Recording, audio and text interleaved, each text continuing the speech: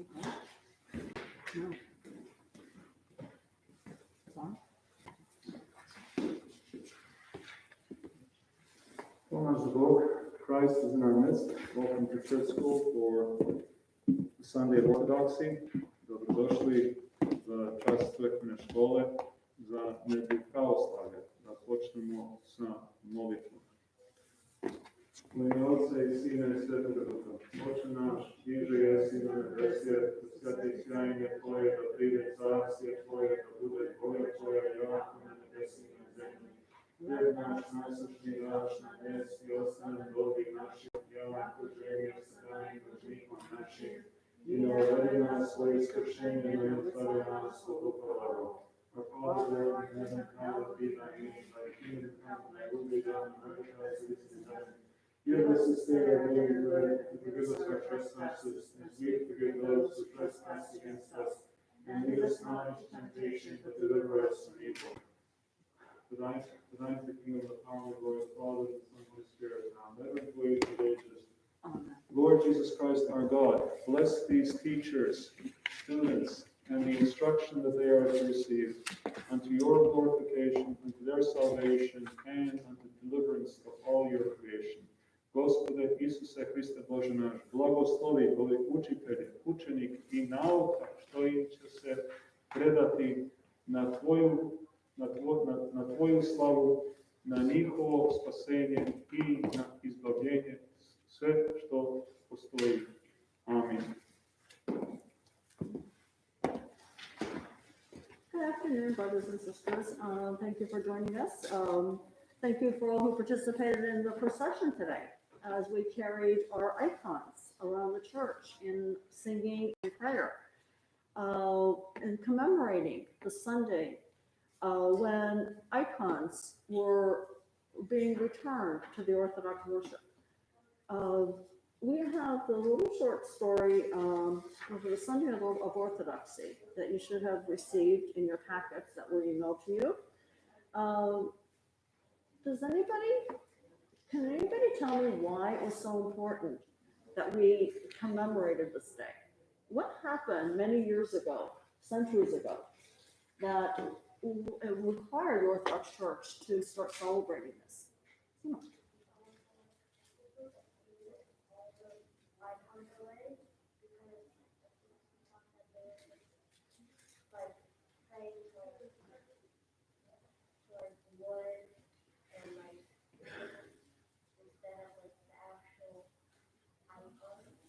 It's said to the actual person who is written in the icon, and that is correct. We have very good theme. We had, for those of you who have been through the church school program, we talk about this every single year, and it is important to remember that the icons are not merely pictures. We all have photo albums, and those photo albums are good because what does a photo album help you do? Remember things. We look back, we look at the very old picture, you go, wow, did I look like that? Well, the icons are helping us to remember the life that saint lived. The saints are all alive before Christ. The living and the dead are all alive before Christ. And we have the icons, not that we're worshiping the wood that the icon is mounted onto or written in. We are venerating, we're not worshiping the saint, we're venerating the saint and in praying to that saint. Because if the saints are alive before God, they're through their prayers and our prayers, it is a direct window to God. So that our prayers are then lifted up to the heavens to God through the intercessions of the saints. And the saints are all alive before Christ. And many of you have traveled to monasteries and you see the relics, the wonder-working relics of the saints in the monasteries. And the relics have proven to be healing. They have proven to have healing powers to heal the sick, heal cancer, to heal people who are despondent, who are sad. So it is very important to remember that we are not just commemorating that we have the beautiful iconography in our churches. We are commemorating that they're now part of our worship again. And when it happened many years ago, beginning in the year 726, if you want to look at this sheet, Christina, you should have this one, the Tending to the Garden of Our Hearts.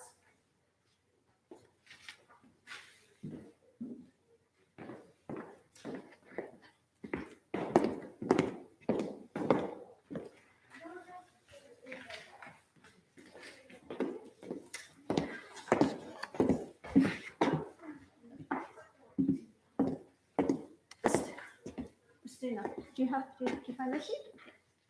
So on that sheet, if you want to briefly read for us what had actually happened, so that everybody in our viewing audience could then hear what went on and why we then began to have the restoration of icons in the church.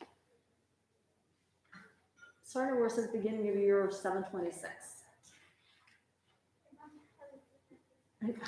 You have a different one, honey. You have the one lesson.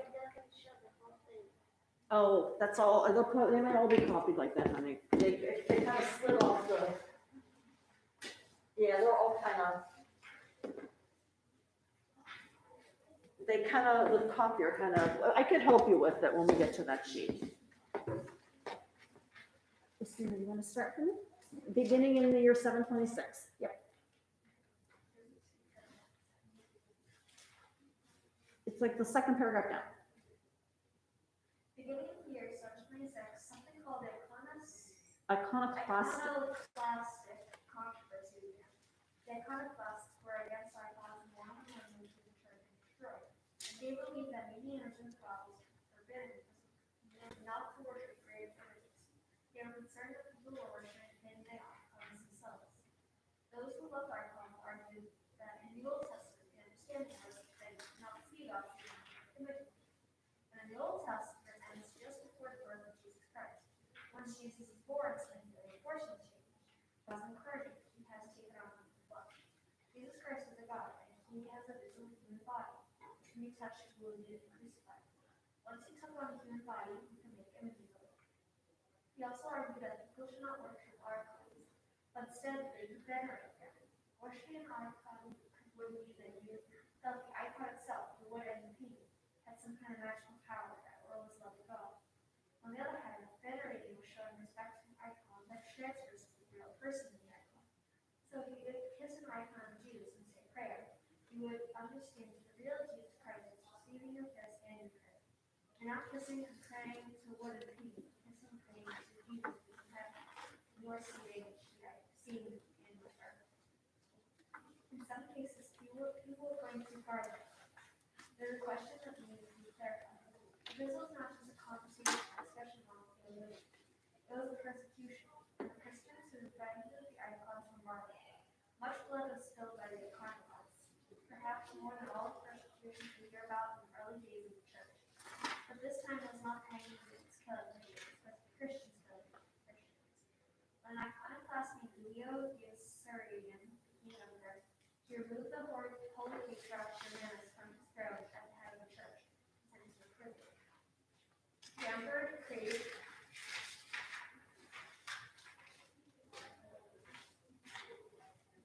that all icons must be confiscated and destroyed from the churches, from public spaces, and even from people's homes. That even the copper wonder looked an icon of our Lord Jesus Christ from above the copper gate of Constantinople was to be removed and destroyed. People were upset to lose the blood icon. An outraged crowd gathered at the copper gates as the soldiers climbed down the ladder to remove the blood icon. Many people in the crowd rushed toward the ladder and tumbled to the ground, killing soldiers who had been on the stand top. The emperor executed many faithful Christians as a result of this situation. Most of the names we do not know.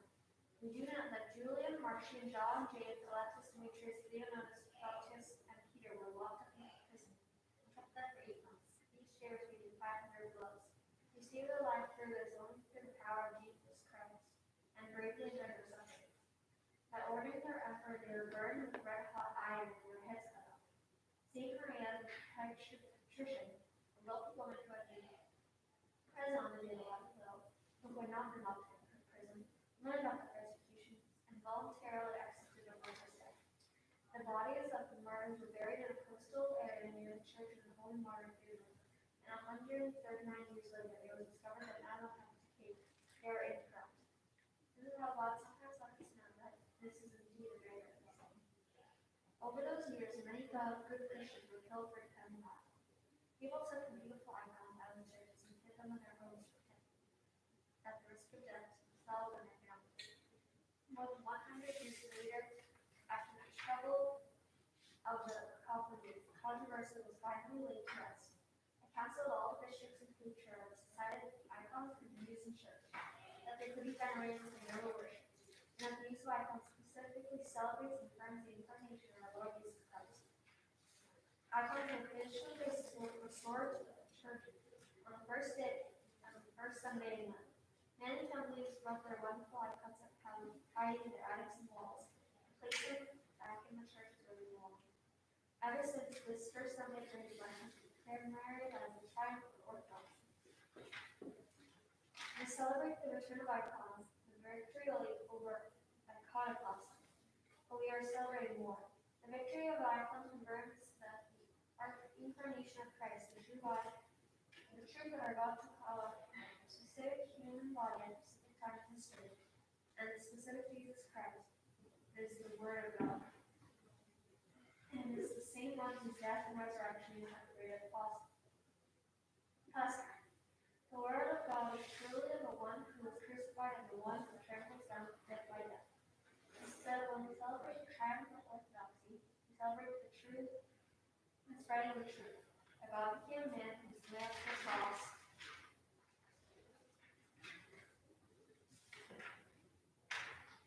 And who rose from the dead, and that man chose 12 apostles and gave them the power to preach his gospel to the whole world. Christ himself built our church which resides with us today. That is the triumph of Orthodoxy. This is a triumph that makes us so happy that we might shout. On this first Sunday of Lent, Orthodox people all over the world will carry icons in procession and loudly declare, "This is the faith of the apostles, this is the faith of the fathers, this is the faith of the Orthodox, this is the faith which has been established by the universe." Today, no one will mind if your sheep shout that out in church. Today is the day we celebrate Christ's victory and his church's triumph. So why do you think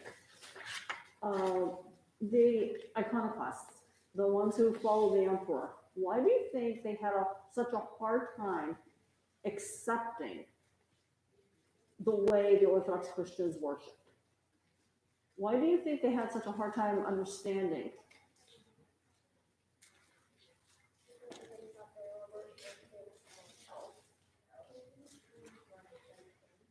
Right, they thought they were worshiping themselves or worshiping the wood. They had a hard time understanding it because there's something was missing in their understanding of the faith. So if we do not fully understand what we do and why we do it in the church or in our Orthodox Christian lives, we can take something that is, they have the knowledge. The iconoclasts had the knowledge of what the faith was. They fully understood what was trying to be taught, but they didn't understand the true meaning. They took that surface level of what they knew and applied it wrongly. And by them applying it wrongly, they were trying to proclaim this false teaching to everybody. And that is what happens when we have different faiths and different, when we don't know the true faith or understand the true faith, the pravoslavy of our faith. They didn't understand what the Orthodox were doing. They didn't understand that the saints are living before God and that they are eternally alive before God. And that we, in following Christ's command, be perfect as your Father in heaven is perfect. That we are all called to that perfection, to reach that goal of the image and likeness in us that was given to us when we were created. So they missed, they got the part that, okay, they have icons, they have these pictures, and they're praying to pictures. But they didn't understand they weren't pictures. An icon is not merely a photograph that we could take and put in a photo album as a remembrance.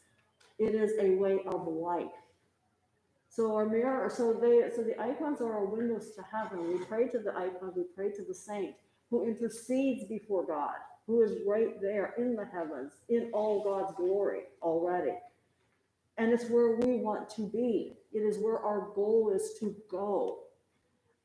It is that striving for that perfection. So the icons then serve as a remembrance for us of how that saint lived. When we look at the icon of St. Nicholas, what do we think of? What is the first thing when you come up and you venerate the icon of St. Nicholas? What is the first thing that comes to your mind about St. Nicholas?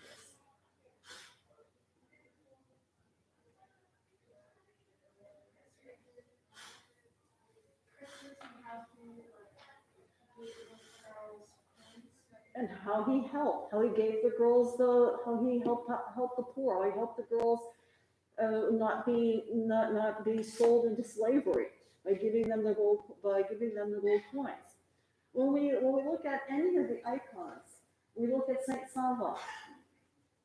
Well, you don't just see a picture of Saint Sava. You immediately think of that life of how Saint Sava gave up the royal kingdom. He gave up the throne. He became humble. If you look at each and every one of our icons and of the saints, they emulate the virtues that we have been so talking about that draw us closer to God, and the virtues that we talked about at our Sundays prior to Great Lent. Can anybody remember some of the virtues that we wrote on our little chart over there? What were some of the virtues that we talked about? What was the virtue of the publican? Humility. He bowed down before God. What would you say would be the virtue of the prodigal son when he came back to his father? Forgiveness. He asked for forgiveness. So all these virtues, if you read the lives of every one of the saints who are written in the icons, you will find these virtues far exceeded any of the passions that they may have been subject to. They were able to overcome the passions through prayer, through fasting, and attain glory before God, and are alive before God. So we don't just want to look at the icons as the window to heaven. We want to look at the icons as a mirror. Look at the saint, and do we see ourselves in the saints? Do we see ourselves living that life of the saint? Do we see ourselves as an icon of Christ? Can I be and am I an icon of Christ? Am I a living icon? And we are all called to that. We are all called to that part in our lives, and especially during Lent, to take a close look at our inner self and see if we are the icons of Christ. So if you look at your questions, Kata, on the back, In the packet, there's the whole thing. there's a whole thing, yes. You have some questions. And so why was there a law against icons made by that emperor long ago? Why did the emperor make the law, Kata? Well, Kata, why did the emperor, on your first question, why did the emperor make the law long ago against having icons in the church? In the second paragraph, he said it was wrong to have them and to venerate them. He said it was wrong to have them and to venerate them. And because he did not fully understand. And it was only many years later when Empress Irene understood what icons were. She knew that they helped people worship God and Christ. She knew that the people did not worship the icon itself, but the image of the person who was written in the icon. So why do we say that an icon is written and not painted? Why would you say? Because the Bible is kind of like a written or because the icons are kind of like the colored part of the gospel. Yes, very good. Somebody was listening to Father's sermon. Yes, the icons are the color written of the gospel. The gospel is the black and white written word. The icons then are the word of the gospel written in color for us to see the beautiful images and to realize that we can be an icon of Christ. That we could by our life and how we emulate the life of the saints, we could be that icon of Christ. If you have this page, I think I passed this out to your age group over on that side. I think Cotton might have that one. A pocket icon. You don't have that one? Pocket icon?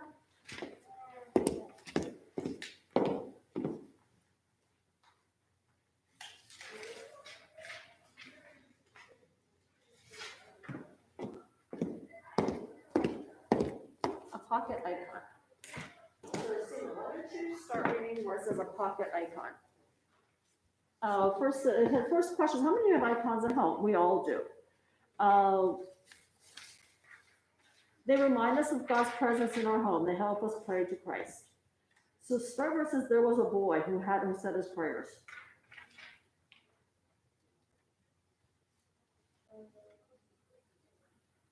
Right underneath the number 2. There was a boy who said his prayers.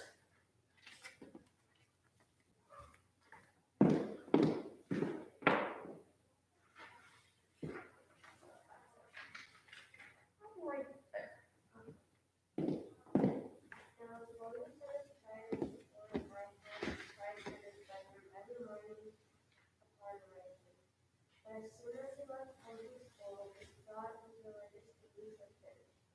During the remainder of the day, he was mean, cold, and unforgiving. When he walked away from the icon, he felt he had done to be disappointed. He forgot that the youth present was only a stands before the icon, but always in prayer, everywhere.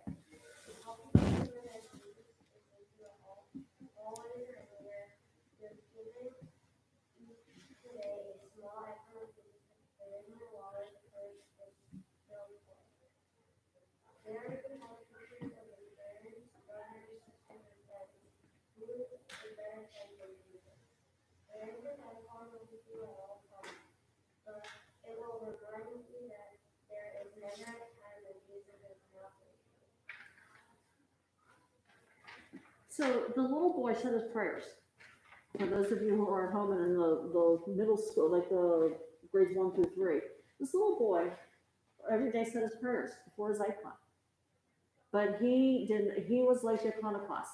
He did not fully understand what he was saying or realize that the icons were calling him to be the image and likeness of God. He turned around and when he went out in public, he was mean. He lied. He bullied other kids. He didn't live the life that the icon that he was praying to and talking to and saying his prayers to every day. He didn't make that part of his life. And that is why it is so important to have the icons surround us as a constant reminder that we are all called to every day of our lives, not just in church, not just when we're saying our prayers and morning prayers, not just before we go to bed, but every minute of our life, in every interaction that we have, whether it be with your siblings, whether it be with people in public, to realize the image and likeness of God in everyone. So when you look at the icon, don't just see St. Nicholas, but see yourself and how you treat people. Are you going to turn around and give 3 coins to someone who's in need? Are you going to turn and Uh, so the saints who, like the saints who were trying to save the copper icon in Constantinople, who climbed high above the iconoclasts to try to get the icon down. Are you going to risk your life? Are you going to put God before everything in your life? Make God the number one important, the foundation of your life? And or are you going to let outside influences in society today pull you away from God? Are you going to let the passions of envy, jealousy, hatred, uh, lack of knowledge, like the iconoclasts had, lack of understanding of the faith, pull you away from the faith? Or are you going to always exemplify the life of the saints that we have in our icons that surround us and use them as that mirror to look at yourself and look at yourself honestly, which is not always easy to do, to really look deeply in yourself. So before you prepare for your confessions this Lent, everybody here in this group definitely will have the opportunity to come to confession. Clearly look at yourself and ask, is my life as the saint? I gave part of the bingo cards out to some of the kids. They were sent to you online as well. There's some little in the bingo squares. There's a little square in there that says research the life of a saint. It could be your patron saint who you were named. It could be your family saint. It could be the saint who you were named after. It could be like the saints of the month. I passed out today the saints of March to the kids. So everybody has a bingo sheet. Emailed in your emails, you could download. You could pick it up here at church. Try to fill as many of the squares of the bingo. You can win bingo as many times as you want. On your bingo sheet are things that will help you draw closer to God and put your focus on God during this great Lent. There's also handouts of some of the saints. If you want to take those home, or feel free if you need them, we can mail them to you if you're not able to come to church. You could also use Bishop Nikolai's Prologue of Oak Ridge to read the lives of the saints daily during Lent. That will help to get your focus on striving to use the saints and to imitate their life in our own every day. We also are having the beginning some Lenten projects. There's a little rescue shelter. Many of your rescue pets have had pets that you have now that are rescues. They are in need of things as well. So there's a list that I will be sending out of basics: puppy pads, dog toys, blankets, pet food.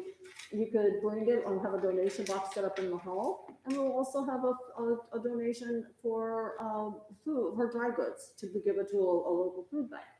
So start bringing this stuff in, and this will be a little reminder that every day when you wake up, put something aside. Say, oh, this is going to be my change. I'm ready to take to the store and buy a dog toy with. Or I'm going to take and buy some dry goods. When you come to church, bring it with you.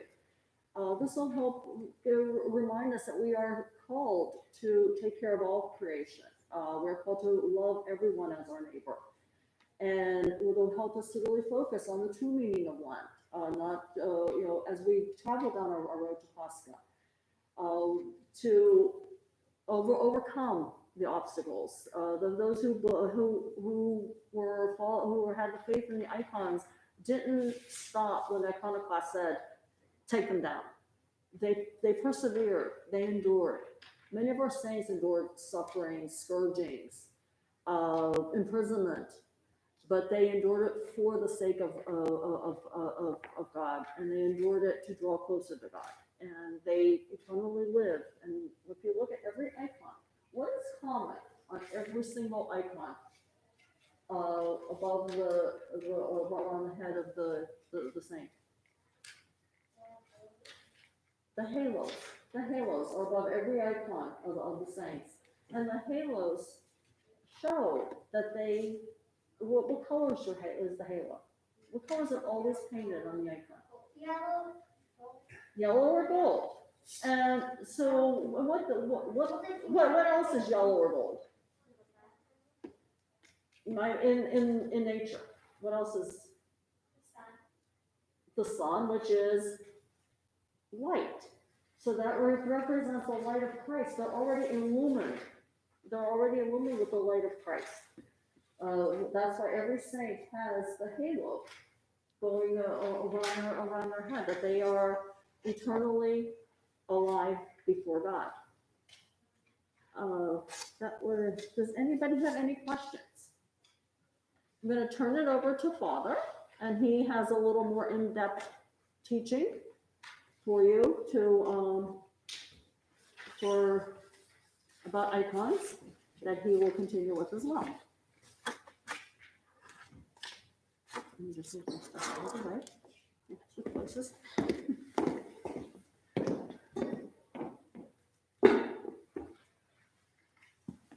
I'll have to switch positions. Oops.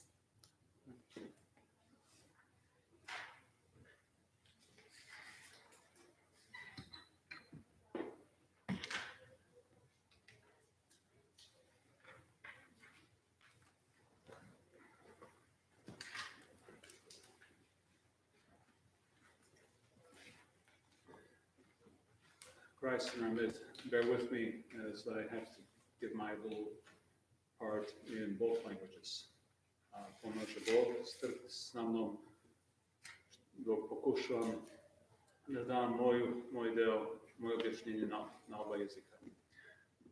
So as you heard from Papadia, the fathers of the Seventh Ecumenical Council defended the Orthodox teaching that icons are icons and not idols. Kao što ste čuli od Papadije, sveti oci Sedmog Vaseljenskog sabora su odbranili istinu da ikone su to što jesu ikone, nisu idoli. Ovo nije nikakav prekršaj Božju zapovest da ne načinite sebi lik ništa što je na nebesima ili na zemlji. In no way is this violation of God's commandment that we make for ourselves an image of anything that is in the heavens or on the earth. Jer je Bog dao tu zapovest znajući da će jevrejski narod biti okružen mnogobožcima i da će biti skloni idolopoklonstvu, kao što vidimo da su često pali u tu zabludu u knjige sudjama. For God knew the weakness of his Hebrew people, his chosen people of the Old Testament, that being surrounded by polytheism, by people who worship many gods, they would be tempted to fall into this worship, which the book of Judges witnesses to us that happened many times. Da ovo nije nikakav prekršaj, vidi se iz knjiga Izlaska, druge knjige Mojsija, proroka Mojsija, osobito u 25. i 26. glavi. U 25. glavi gde Bog naređuje da Mojsije načini heruvimi, što će biti na poklopac kovčega zaveta. I da se istaknu likovi heruvimima na čaršavi koji su služili kao zidovi skinije. We see that God who gave this commandment to Moses, not to make that no graven images be made, also commanded Moses in the book of Exodus, chapter 25, to make cherubim as part of the cover for the Ark of the Covenant. I'm sure you've seen Raiders of the Lost Ark, so you know what they look like. And also he commanded that the images of cherubim be woven into the sheets, the veils, which made up the walls of the tabernacle. So God commanded icons to be in the Old Testament tabernacle. Sam je Bog naredio da na neki način ikone budu u staroj zavetnoj skini. A pre svega i iznad svega sam Gospod Bog je najsavršeniji ikonopisac, jer je napisao svoj lik i obraz u svakom čovjeku. God himself I submit to you, is the most perfect and the first iconographer, having written his image and likeness into every human being. As Papadia pointed out, the gospel is an icon in ink, just as these icons are in color. But also conversely, just as the gospel is an icon in ink, the icons are the gospel in color. Kao što Sveto Evanđelje je ikona u mastilo, tako svete ikone su Sveto Evanđelje u bojima i moraju da ispovedaju istu istinu kao što Evanđelje ispoveda. So the icons have to confess the same truth that the book of the Gospel confesses. Zato kažemo da su ikone napisane, nisu naslikane. This is why we say icons are written, they are not drawn or painted. What is the truth that they convey? Koja istina oni svedoče? Kroz bojama, through colors.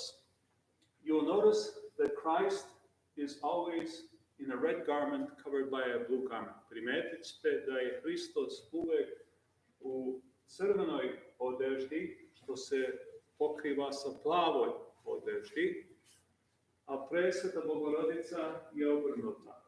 The most holy mother of God is the opposite. She is in a blue garment covered by a red garment. Crveno označava božanstvo. Plavo označava čovečanstvo. Znači, ono što je božanstveno je postalo čovečanstvo. Čovek je postao čovek, onaj koji je Bog je postao čovek, izvinite, da bi ono što je telesno ili telesno postalo božanstveno. What truth is confessed to us through the colors? The red represents divinity, the blue humanity. Christ is always in a red garment covered by a blue garment. The most holy Theotokos is always in a blue garment covered by a red garment. And this is a confession of the Orthodox faith. That which was divine became human, so that which was human could become divine.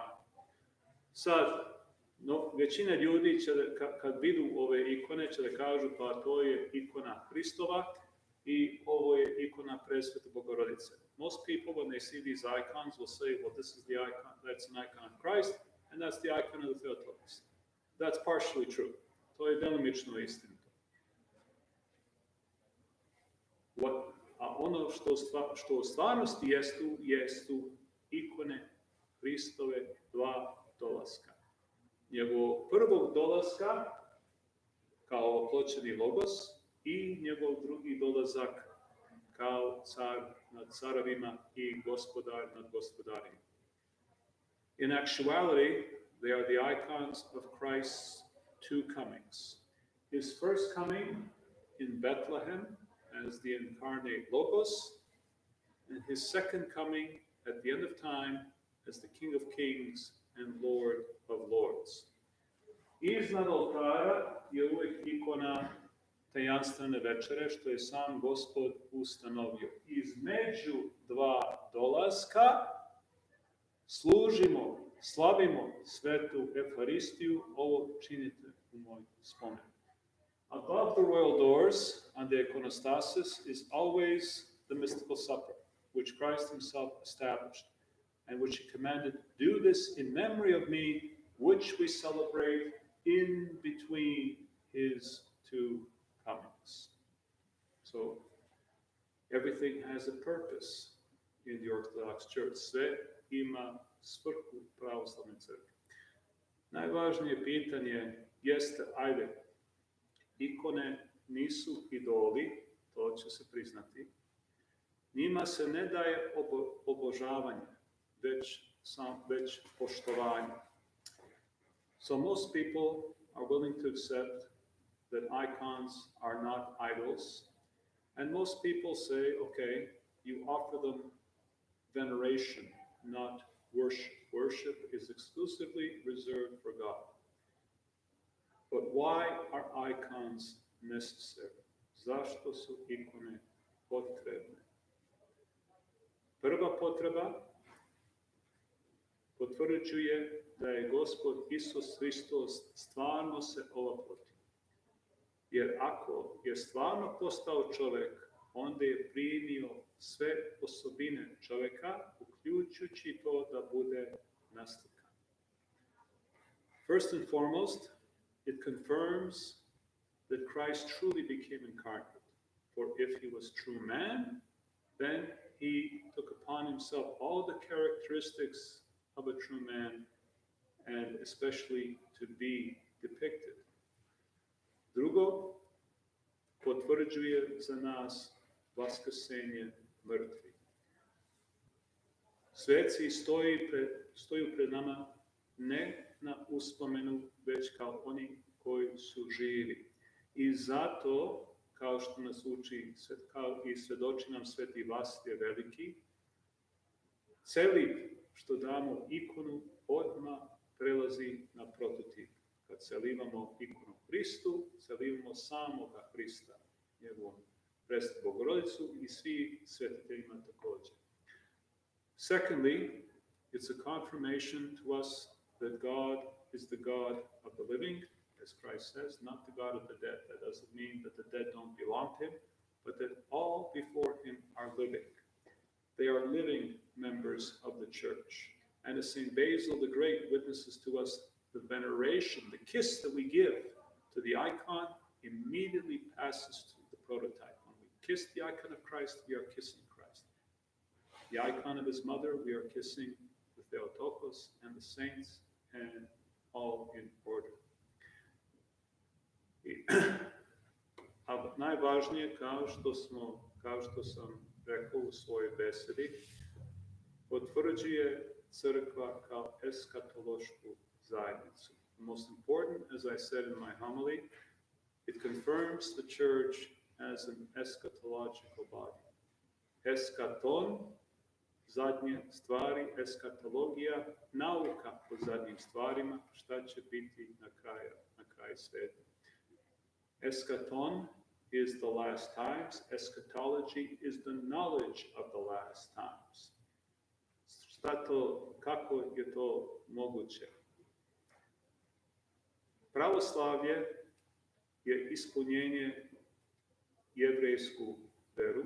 Sve što su Jevreji u Starom Zavetu očekivali, to se ispunjava pravoslavlje.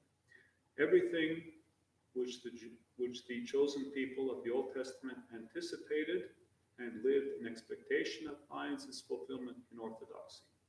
I šta su oni mislili? Šta će se desiti na kraju sveta? Na kraju sveta Mesija će doći, okupit će svoj narod na jednom mestu oko sebe. To se dešava svaku svetu liturgiju, kad narod Božji se okuplja na jednom mestu oko svetotajno sveštenstva. Orthodoxy is the fulfillment of the Old Testament. What did the people of the Old Testament expect would be at the end of the world? That in one place, the Messiah would gather his people around himself. This happens every divine liturgy, especially when the bishop celebrates. The chosen people of God are gathered in one place around Christ, iconized by the bishop or the clergy who serve in his place. Ovo potvrđuje da je pravoslavna crkva eskatološka telo, eskatološka zajednica, što potiče iz budućnost, proširuje se na prošlost i vraća se ka budućnosti. This confirms that the Orthodox Church is primarily an eschatological body, originating from the future, reaching out to the past, and now is heading back to the future from where it came. Ovo se potvrđuje sa molitvama što čitamo, sećajući se sve što se radi nas bilo, krsta, groba, tridnevnog vaskrsenja, vaznesenja na nebu i drugog i slavnog dolaska. This is verified for us by the prayers that we read. For instance, during the anaphora, the consecration of gifts, having remembered those things that have come to pass for us, the cross, the grave, the third day of resurrection, the ascension, and thy second and glorious coming. For the church, this has already happened. For us, we're anticipating it to happen, but for the church remembers it, showing it emanates from the future, not from past.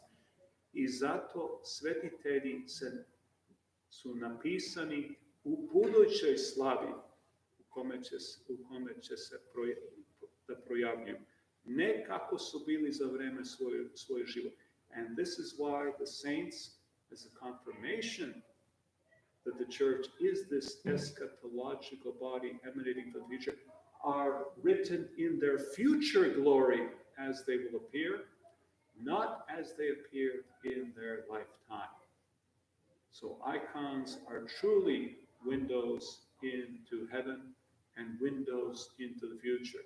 Zaista ikone su nam prozori u nebeskom carstvu, što nam otkrivaju nebesko carstvo, i prozori u budućnosti, što doživljamo u sadašnjosti. They are windows into the future that we experience in the here and now. And the most joyous message of all is that we too can participate in the glory of the saints. Najradosnija pouka da i mi smo pozvani da učestvujemo u radost što svetitelji, u kome svetitelji uživaju.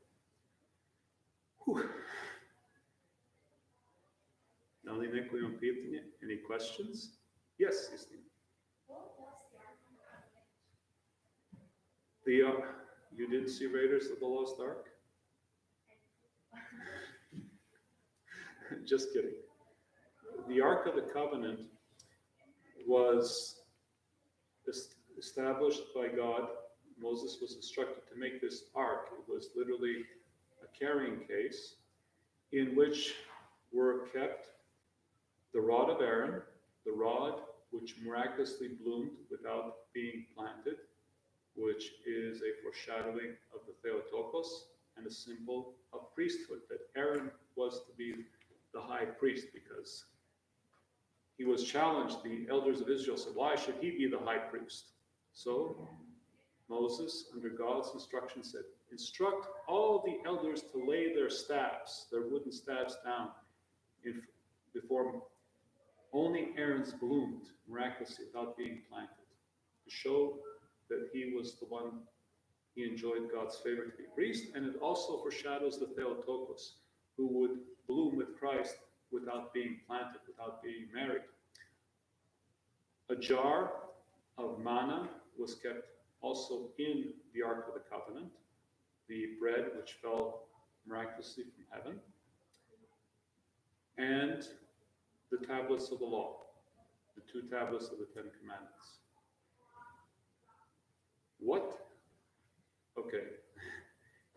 The tablets of the law, the manna from heaven, and the rod of Aaron all represent Christ as high priest, as the true bread which comes from heaven, as he witnesses to himself in the Gospel of John, I am the true manna that falls from heaven, and as the lawgiver. So these all represent Christ, who contain, and so the ark is actually a foreshadowing. Everything in the Old Testament is a foreshadowing fulfilled in the New Testament. So what do you think, if these 3 beautiful items, Aaron's rod, the tablets of the law, the jar of manna, represent Christ, what is the ark a foreshadowing of? Who contained Christ?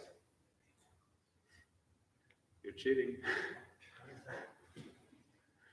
Yes, well done, Eric, the Theotokos.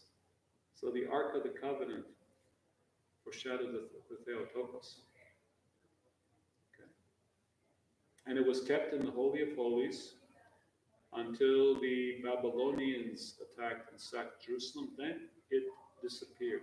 Some believe that it was removed before the final fall of Jerusalem. And a huge rock was put in its place as a memorial of the loss of the Ark of the Covenant. The Ethiopian church maintains that it's in Ethiopia. This hasn't been confirmed or denied. But in every way, what's important for us is what it stood for, what it represented, who it foreshadowed, and the items inside whom it mostly foreshadowed. And it could not be touched indiscriminately, as we also sing in our hymns to the Theotokos, let no indiscriminate hand, let no curious hand touch thee. So that was, and it was kept in the Holy of Holies. So the ark which symbolized things was lost. On the feast of the entry of the Theotokos, we celebrate the recovery of the ark, because the true ark was taken by Zechariah, the father of John the Baptist, into the Holy of Holies. That which could only symbolize Christ's present now met that which would bring Christ in reality. Amazing, huh? Okay. Anyone else? No? Following the pážnju, thank you for your attention. I guess we can pray. Mislim da možemo da se pomolimo. Dostojno i blažno tebe, Bogorodice, blažno tebe, prekorni Mati Boga našega, časti, vjerujem, neporedivo slavim svetima, tiški Boga reči, neporedivo roditi, Bogorodice, mi te veličamo.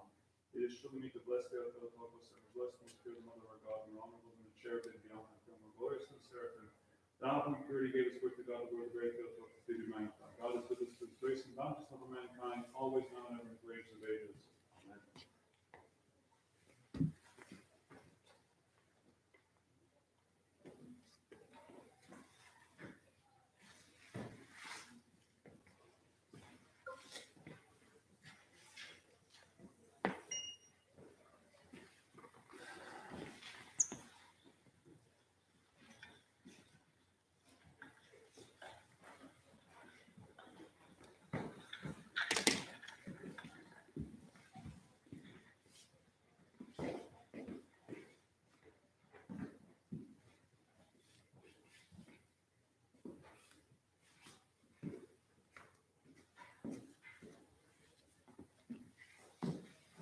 Thank you, guys.